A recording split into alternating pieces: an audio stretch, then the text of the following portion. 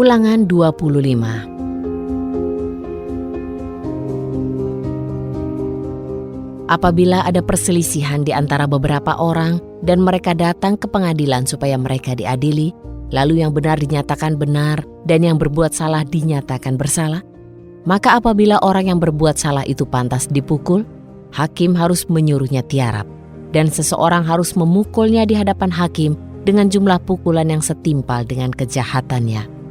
Dia dapat memukul orang itu 40 pukulan dan janganlah lebih. Dan jika memukulnya dengan lebih banyak pukulan, maka saudaramu menjadi rendah di hadapanmu. Janganlah engkau memberangus lembu yang sedang mengirik. Apabila orang-orang yang bersaudara tinggal bersama dan seorang dari mereka mati dan tidak memiliki anak laki-laki, maka janganlah istri orang yang mati itu pergi menikah dengan orang asing.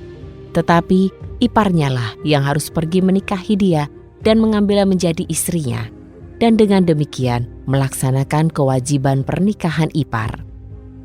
Maka anak sulung yang ia lahirkan akan menegakkan nama saudaranya yang mati, sehingga namanya tidak terhapus dari Israel.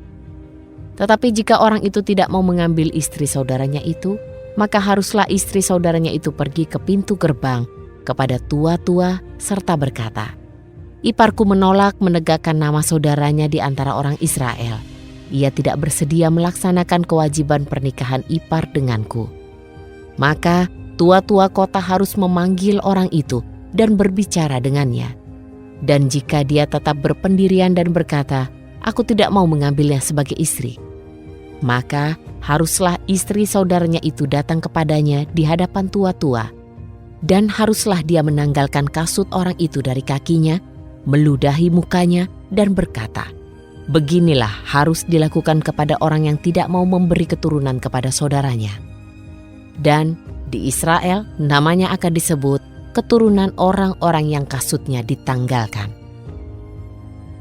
Ketika dua orang berkelahi dan istri yang seorang datang mendekat untuk membantu suaminya lepas dari tangan orang yang memukulinya, dan dia mengulurkan tangannya memegang kemaluan orang itu, maka haruslah engkau memotong tangan wanita itu dan jangan merasa kasihan kepadanya.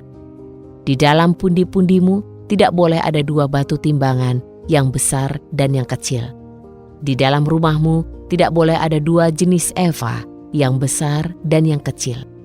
Haruslah ada padamu batu timbangan yang sempurna dan yang benar. Haruslah ada padamu eva yang sempurna dan yang benar, supaya lanjut umurmu di negeri yang diberikan Yahwe Elohimmu kepadamu. Sebab setiap orang yang melakukan hal yang demikian, setiap orang yang berbuat curang adalah kekejian bagi Yahwe Elohimmu. Ingatlah apa yang dilakukan orang Amalek kepadamu pada waktu perjalananmu keluar dari Mesir. Bagaimana mereka mendatangi engkau di jalan dan menyerang barisan belakangmu, yaitu semua orangmu yang lemah di garis belakang ketika engkau letih dan lesu, dan orang Amalek itu tidak takut kepada Elohim.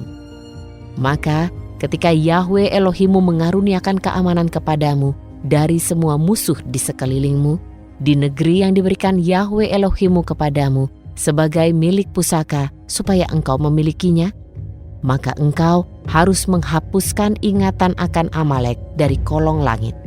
Janganlah lupa.